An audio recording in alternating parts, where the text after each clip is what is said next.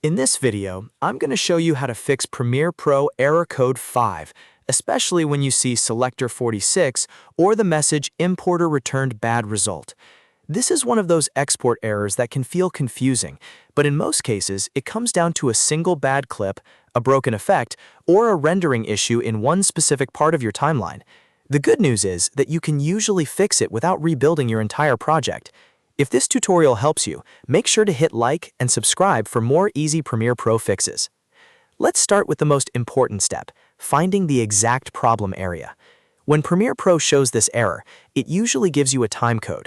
That timecode is your biggest clue.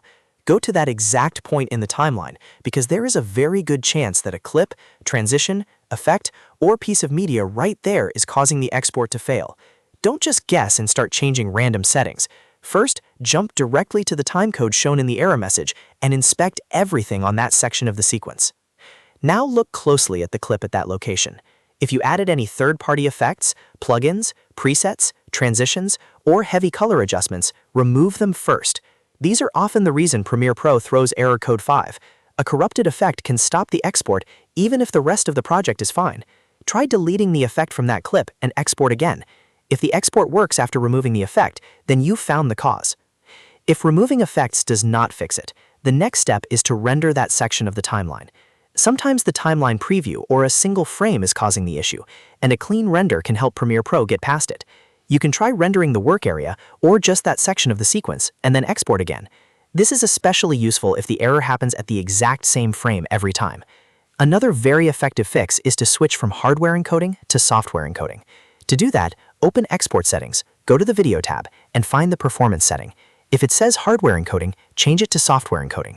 Hardware encoding is faster, but on some systems it can trigger export problems, especially when there are GPU conflicts or problematic media files in the timeline. Software encoding is slower, but it is often much more stable.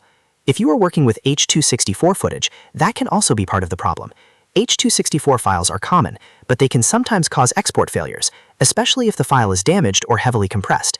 In that case, transcode the source media into a more editing-friendly format like Apple ProRes 422 using Adobe Media Encoder. Once the file is converted, replace the original clip in your Premiere Pro project and try exporting again. This often fixes stubborn error code 5 issues that happen at specific points in the timeline. You should also check your cache and your available disk space. Premiere Pro needs room to work, and if your drive is nearly full, exports can fail halfway through. Make sure you have enough free storage on your system drive and on the drive where your media and previews are stored. If needed, clear media cache files and remove temporary files to free up space. A full drive can absolutely cause weird export errors, so this step is worth checking. One more method that can help is smart rendering. If your sequence preview format is set to a high-quality format like ProRes 422, you can enable Use Previews in the export settings. This lets Premiere Pro use the preview files it has already created, which can reduce the chance of reprocessing a problem area during export. This is especially useful on longer timelines or when the error happens in a heavily edited section.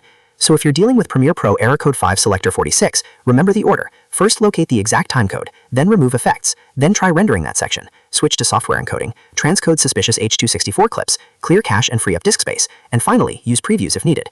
In most cases, one of these steps will get your export working again. If this video helped, please give it a like, subscribe for more Premiere Pro troubleshooting guides, and I'll see you in the next one.